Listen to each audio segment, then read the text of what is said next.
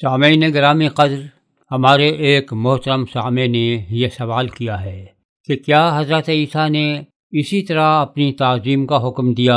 جس طرح خدا کی تعظیم کی جاتی ہے؟ ہم اس کا جواب دینے کی کچھ کوشش کریں گے، کیونکہ پہلے تو یہ طے کر لینا ضروری ہے کہ خدا کی تعظیم سے مراد کیا ہے۔ عام طور پر جو تصور موجود ہے بڑا ہی ناقص تصور ہے، اور وہ یہ تصور یہ ہے کہ آپ بس یہ مان لیں کہ خدا ہے اور یہ آپ خدا کی تعظیم ہے، یا آپ نے سر جھکا دیا اور کہا کہ یہ خدا کی تعظیم ہے، نماز کا حکم دے دیا، آپ نے نماز پڑھ لی، یہ خدا کی تعظیم ہے، گرجے میں جانا ہے چلے گئے، خدا کی تعظیم ہو گئی، اس کے کتاب کا مطالعہ کر لیا، یہ خدا کی تعظیم ہو گئی۔ لیکن یہ بڑا ناقص تصور ہے۔ خدا کی تعظیم ایسے تو قوم بنی اسرائیل بہت کرتی تھی، جس کی کوئی انتہا نہیں، اور توحید کے بڑے نعرے لگایا کرتی تھی اور کہتے تھے کہ ہم مانتے ہیں کہ خدا ایک ہے، اور ان کا کلمہ بھی یہی ہے۔ لیکن انہی لوگوں سے پروردگار عالم کو شکایت تھی کہ تم اپنی زبان سے تو یہ کہتے ہو کہ ہم خدا کو مانتے ہیں، لیکن اپنے اعمال سے یہ ظاہر کرتے ہو کہ تم خدا کی نہیں مانتے۔ تو خدا کی تعظیم کا تصور یہ نہیں ہے کہ خدا کو صرف ایک مانا جائے۔ خدا کی تعظیم کا یہ تصور نہیں ہے کہ اس کا نام بڑے عزت اور احترام سے لیا جائے، کہ صرف خدا نہ کہا جائے بلکہ اللہ تبارک و تعالیٰ کہا جائے، یا جیسے یہودی کہتے ہیں کہ خدا جس کا نام بڑا برکتوں والا ہے۔ تعظیم یہ ہے کہ جو اس نے حکم دیا ہے اس کے اوپر عمل کیا جائے۔ اگر آپ اس کا کہا نہیں مانتے تو ظاہر ہے کہ آپ تعظیم نہیں کر رہے۔ اب آپ یہ دیکھیے کہ ایک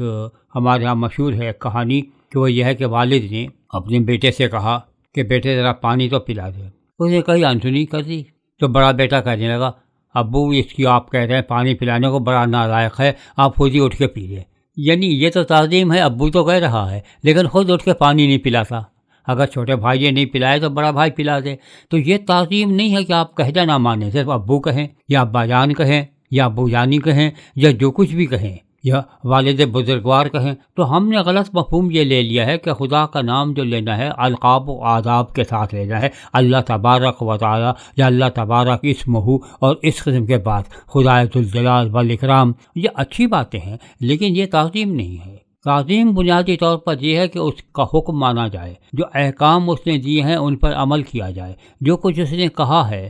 اسے من و ان مانا جائے، اس میں کوئی ترمیم نہ کی جائے، اس میں کوئی تنسیخ نہ کی جائے، اس میں کوئی کمی نہ کی جائے، اس میں کوئی بیشی نہ کی جائے، کسی حکم کو منسوخ نہیں قرار دے دیا جائے بلکہ تمام کو ویسے ہی مانا جائے۔ اور یہی تعلیم جناب مسیحا نے دی کہ جب آپ اس دنیا سے تشریف لے جا رہے تھے تو آپ نے کہا کہ تم جاؤ اور تمام لوگوں کو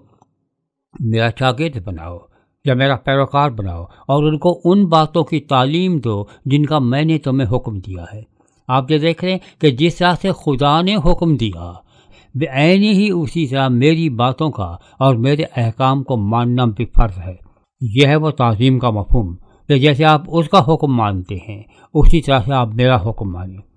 آپ نے پروردگار عالم سے دعا کرتے ہوئے ایک دفعہ کہا، آپ نے فرمایا کہ صحیح حقیقی زندگی یہ ہے، یعنی حقیقی معنی میں زندگی یہ ہے، جنت یہ ہے کہ وہ تجھ خدائے واحد کو مانے اور مجھے جسے تو نے بھیجا ہے اس کو بھی مانے۔ تو دونوں کو ساتھ رکھ کے ماننے والی بات جو ہے یہ تعظیم ہے، کہ جیسے خدا کی تعظیم کرنی ہے ویسے ہی اس کے مسیحا کی یا اس کے خلیفہ کی تعظیم کرنی ہے، جیسے خدا کے احکام ماننے ہیں ویسے ہی اس کے خلیفہ کے احکام ماننے ہیں۔ آپ یہ بتائیے کہ ایک زمانہ تھا جب یہ پورا علاقہ ہمارا ہندوستانی ہوتا تھا، 1947 سے پہلے کی بات ہے۔ اس زمانے میں انگریز کی حکومت تھی۔ پہلے کسی زمانے میں ملکہ وکٹوریہ ہوا کرتی تھی حاکم، پھر اس کے بعد ہوتے ہوتے آخر میں ایڈورڈ پنجم، اور جب ششم ایڈورڈ ہفتم، اور آخر میں ایڈورڈ ہشتم تھا، جب اس کے بعد جب پارٹیشن ہوا۔ اس کا ایک وائس رائے ہوا کرتا تھا ہندوستان میں، اس کا نمائندہ تھا۔ اگر آپ اس وائس رائے کا حکم نہیں مانتے تھے تو وہ بغاوت تصور کیا جاتا تھا کہ جیسے آپ نے بادشاہ وقت کا حکم نہیں مانا۔ تو یہ جو وائس رائے ہے اس کا نمائندہ ہے جو اور یہاں پہ کر رہا ہے، اس کا حکم ویسے ہی واجب التعظیم ہے جیسے کہ بادشاہ سلامت کا واجب التعظیم تھا۔ وائس رائے کا حکم نہ ماننے کی سزا بھی موت تھی، جیسے بادشاہ کا حکم نہ ماننے کی سزا موت تھی۔ تو جناب مسیح جو ہیں ان کا جو لقب مسیحا ہے وہ اسی خلیفۃ اللہ ہی کے تو معنی میں ہے کہ وہ اللہ کے خلیفہ ہیں، اللہ کے نمائندے ہیں، اس دنیا میں آئے ہیں۔ تو اگر ان کی آپ تعظیم نہیں کرتے اور ان کا کہنا نہیں مانتے تو آپ نے خدا کا کہنا نہیں مانا۔ کہتے رہیں لاکھ کہ میں خدا کا کہنا مانتا ہوں، لیکن اس کے نمائندے کی توہین کر رہے ہیں، اس کو نہیں مانتے یا اس سے کم درجہ دیتے ہیں جو اس کا درجہ ہے، تو آپ ظاہر اس کی توہین کے مرتکب ہو رہے ہیں۔ ایسی صورت میں یہ کہا جا سکتا ہے کہ بالکل اسی طرح سے جیسے خدا کی تعظیم واجب ہے، ویسے ہی اس کے نائب کی، اس کے نمائندے کی، اس کے خلیفہ کی یعنی حضرت مسیح کی تعظیم ویسی ہی واجب ہے۔ اور جناب مسیح نے خود یہ اپنی تعظیم کا حکم دیا ہے کہ جیسے خدا کے احکام کی پابندی کرتے ہو اور ان کو سکھاتے ہو، اسی طرح سے جا کے تمام دنیا کو یہ احکام سکھا دو۔ اب جن لوگوں سے یہ کہا تھا ان کا قوم بنی اسرائیل سے تعلق تھا، جنہیں ہم عام طور پر یہودی کہتے ہیں۔ ان کے یہاں جب بچہ لڑکا جو ہے وہ 12ویں برس میں قدم رکھتا تھا اور لڑکی 13ویں برس میں رکھتی تھی، تو لڑکے کو کہا جاتا تھا کہ یہ بر مسوا ہے یا شریعت کا بیٹا ہے، اور بیٹی کہلاتی تھی کہ یہ بت مسوا ہے، شریعت کی بیٹی ہے، کہ ان پر شریعت کا اطلاق ہوتا ہے۔ ان کو تورات کے احکام سکھائے جاتے تھے، اور سب سے پہلے ان کو احکام عشرہ سکھائے جاتے تھے کہ وہ 10 احکام یا وہ 10 بنیادی باتیں جن کے اوپر پوری شریعت کا انحصار ہے۔ تو جب ان لوگوں سے جناب مسیح نے کہا کہ تم جا کے وہ ساری باتیں میری لوگوں کو سکھاؤ جو تم نے مجھ سے سنی ہے، تو وہ یہودی ہوتے ہوئے جانتے تھے کہ ہمیں تو یہ حکم دیا گیا ہے کہ تورات میں جو کچھ آیا ہے وہ اپنے بچوں کو سکھانا ہے، اور اب مسیحا یہ کہہ رہے ہیں کہ جب تم جاؤ تو جو کچھ میں نے کہا ہے وہ بھی ان کو سکھاؤ۔ تو یہ کون سا مقام اپنے آپ کو دینا تھا؟ کیا ان کی سمجھ میں نہیں آتا تھا؟ بڑے پکے موحد تھے یہودی، کٹر قسم کے خدا واحد کے ماننے والے۔ انہیں معلوم تھا کہ یہ اپنے آپ کو خدا کے برابر درجہ دے رہے ہیں، کہ جیسے خدا کے احکام آج تک تم سکھاتے چلے آئے ہو، اب ان لوگوں کو جو اب نئے سرے سے قبول کرتے ہیں اور بچوں کی مانند ہیں، ان کو بھی میرے تمام احکام سکھاؤ اور ان پہ کہو کہ ان پہ وہ عمل کرے۔ یہ وہ تعلیم تھی جو جناب مسیح نے دی، اور آپ نے اپنی تعظیم کا اور تکریم کا ویسے ہی تقاضا کیا جیسے کہ خدا کی تعظیم اور تکریم کا کرتے ہیں، کیونکہ نمائندے کی، خلیفہ کی مخالفت کرنا یا نہ ماننا در حقیقت اس کی مخالفت کرنا ہے جس نے اسے بھیجا ہے۔ کیونکہ 2 ہی باتیں ہو سکتی ہیں، یا تو بھیجنے والا نالائق ہے یا بھیجا جانے والا نالائق ہے۔ دونوں صورتوں میں خدا کی توہین ہوتی ہے کہ اگر وہ خود نالائق ہے، نہیں جانتا، تو ایسے آدمی کو بھیج دیا، اس آدمی کے بارے میں اس کو معلوم نہیں ہے اور اس کو بھیج رہا ہے اپنا نمائندہ بنا کے۔ تو لہذا تعظیم کا تقاضا یہ ہے کہ جو آ رہا ہے، پیغام لا رہا ہے، آپ اس کا ویسے ہی احترام کریں۔ آپ ایک دیکھیے، بڑی عجیب و غریب بات ہے کہ پروردگار عالم سے جناب مسیح گفتگو فرما رہے ہیں اور کہہ رہے ہیں کہ حقیقی معنی میں زندگی یہ ہے کہ وہ تجھ خدائے واحد کو اور مجھے جسے تو نے بھیجا ہے مانے۔ کیا جناب مسیح یہ نہیں جانتے تھے؟ ان سے پہلے جتنے ہزاروں انبیاء کرام آئے، وہ تمام کے تمام اللہ تبارک و تعالیٰ نے بھیجے تھے۔ آپ نے یہ نہیں کہا کہ وہ تجھے مانے اور جتنے نبی آئے ہیں انہیں مانے، بلکہ کہا کہ اور وہ مجھے جسے تو نے بھیجا ہے اس کو مانے۔ تو آپ نے تمام انبیاء کرام پر اپنے آپ کو فضیلت دیتے ہوئے یہ کہا کہ خدا کے بعد میرا ہی مقام ہے، بعدت بزرگ توئی، قصہ مختصر جو ہم یہ کہتے ہیں فارسی میں، یہ وہی والی بات ہے۔ تو آپ نے اپنی تعظیم اور تکریم کی بات کی، لیکن اس کے ساتھ ساتھ کیونکہ یہودی قوم سے تعلق تھا، قوم بنی اسرائیل سے، ایک اور چیز بھی جانتے تھے، اور وہ یہ تھی کہ لوگ یہ کہتے تھے کہ جو خدا کی شان میں گستاخی کرتا ہے وہ واجب القتل ہے، اور وہ چھوڑتے بھی نہیں تھے، بلکہ جس کو مارنا ہوتا تھا اس کے اوپر یہی الزام لگا دیا جاتا تھا کہ یہ خدا کی شان میں گستاخی کرتا ہے، لہذا مار ڈالو، اور مار ڈالتے تھے۔ تو اب کیا اگر کوئی مسیحا کی شان میں گستاخی کرے تو کیا اس کو بھی مار ڈالنا چاہیے کیونکہ یہ خدا کا نمائندہ ہے؟ اس کی توہین کرنا خدا کی توہین کے مترادف ہے، اور یہودی عقیدہ کے مطابق خدا کی توہین کا مرتکب شخص واجب القتل ہے۔ تو کیا واجب ہے؟